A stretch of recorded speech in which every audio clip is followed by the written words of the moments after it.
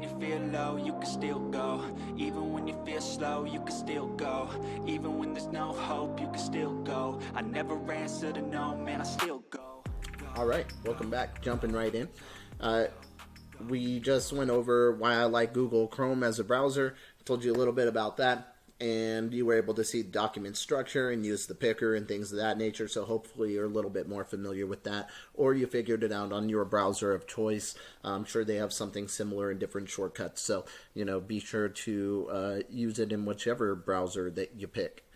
So moving forward, what we're going to be doing is going over here into, let's get you a better view, and this will be available. It's all the same stuff that we've already discussed. Now I'm just going to keep on adding these slides, and I'll make them available to you in some capacity. But what we want to do here is discuss what a CSS rule is.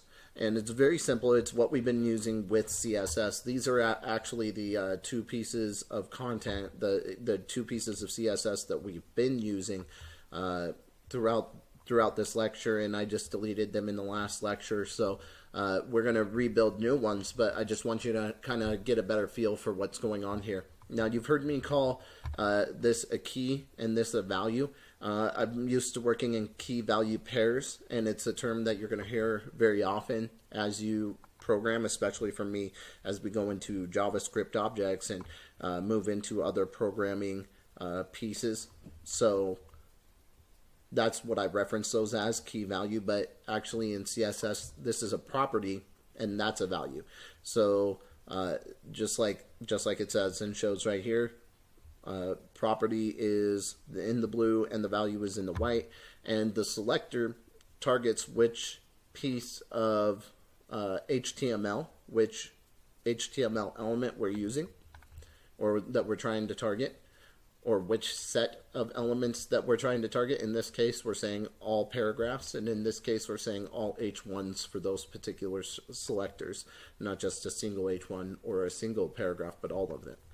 And there's different ways to target single ones, and we're going to get into those details, but this is the basic anatomy of a CSS rule. So the entire thing is called, as you can see over here, this one, it's a CSS rule, and when you combine a property and a value, it's called a declaration. That is a very simple CSS rule. We got rid of this, and what I want you to do next is, if you recall how, I want you to go in and I want you to create a brand new folder, and I want you to call the project resources or something like that. And in fact, I'm going to take this and it's going to be out of our view from now on. And I've got my reference project, or not resources, excuse me, reference project. That's what I named my folder. And so I got my folder going up and going. I want you to go into your file system, create in any location you would like in that file system a reference project folder, or whatever you'd like to call it. And what this is this particular project that we're going to start is going to start building things that you can refer back to. Again, as it says in the title, reference project. H1s through H6s, how we style them, various elements in HTML and various CSS.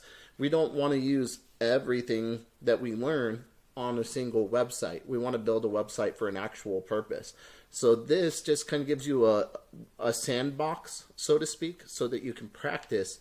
And when you're practicing with it, boom, then you start to play with different features and different things, and that's one of the best things that you can do, is get some solid experience.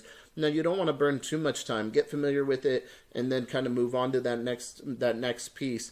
I have a tendency to get caught up on something too long, and so it really kind of burns time over the long run, but it does also get me familiar with it. So feel free to do things your own way, of course, but that's my little take on that. After you get your file going, what we're going to do is right click, and we're going to add an HTML file, and we're going to call this HTML, as I mentioned before, index.html. And then you're going to up here, if I just, let's see, if I go over here and I go up and I press left, it'll let me close these, and I don't really need them. So now you can see the index.html. And then again in the same reference project folder, I'm going to add a CSS file, which is called a style sheet. And then this one, as I mentioned, we're just going to call app. Index.html, app.css. That's a very common name, a naming scheme, a naming practice as far as the entry of the project. So in the index.html, so I'm going to close that window over here, and then if I hit Command Tab, Command Tab switches me between apps, as I mentioned, and then you also can switch between windows with Command tilde. But in this particular program in Writer, I can hit Control Tab and switch between those two tabs right there. And what I want to do is go to this title here, and I'm going to delete that, and I'm going to call this reference project. And then down in the body, just to verify that everything is up and operational, I'm going to type in the typical hello world, and that's it. That's all I need, just to make sure it's up and running. And we're let's see, which I don't need that UTF-8 character set for now. If you don't want it, don't put it there, but it's not that distracting, so I'm just going to leave it. And by the way, this right here, I've talked about it being like standard HTML setup or something like that, but another good word for it is boilerplate. This is called boilerplate code for HTML, and this is the basic setup minus the H1. The H1's not relevant, but as long as you have the doc type, the HTML tag, the head and the body in there, and a title in the head at least, and then from there you're good to start writing content in the body. Just as a reminder. But now we also want to get this linked up, so let's go ahead and link the app.css, and then in the app.css we're also going to go over here and we're just going to target that H1 and make sure that this is also linked and operational. So all we're going to do is turn the color blue or something, just to verify. Oops. So let's escape this first of all, and then secondly, let's open this project up, but we gotta do it from here. Boom. Hello world in blue, so both of those things are working. We have our index.html and our app.css up and running, and now we know in this video we also talked about, just very quickly, what a CSS rule is, which is this whole entire thing right here. In the next video we're going to be talking about getting ourselves going. This is our setup project, by the way, for our reference project, and we're just going to build everything in here. And as a matter of fact, very quickly before we leave, let's go ahead and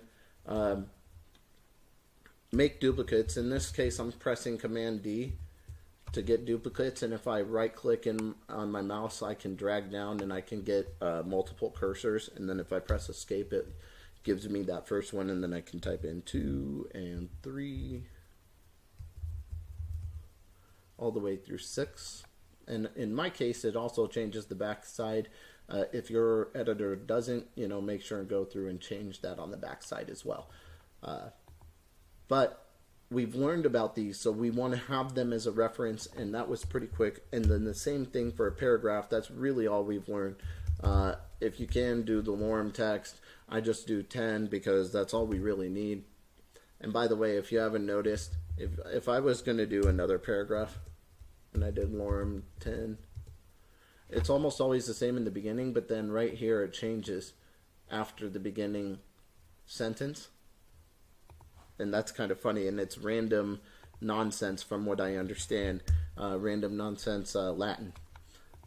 So each word is a Latin word, but it's like a random string of words that don't really make any sense. But in any case, so now we've got that, and all of our H1s are styled, but we only have one. But now we've crossed all these elements, and we've also done color and on an H1, and let's do something else we know on this.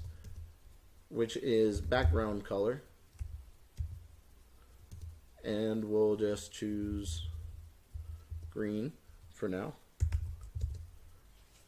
All right, and now we've got a couple of references here. So we've got a blue color H1, a background color of green on the H2, and then we've got H3 through 6, just regular, and then we've got a paragraph.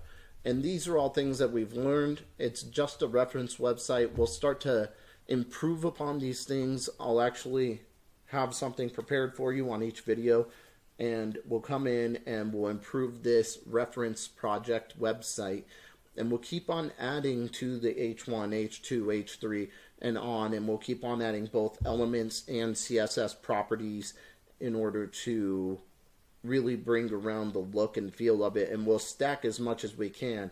A lot of times less is more, so we're going to put more onto each individual element so that we can have less elements overall, and there's a reverse process of that too, but I prefer less content overall, even if it means kind of jamming it full of different features. But that's it. If you have any questions, hit me up in the comment section, and otherwise, I appreciate you stopping in. I will catch you next time.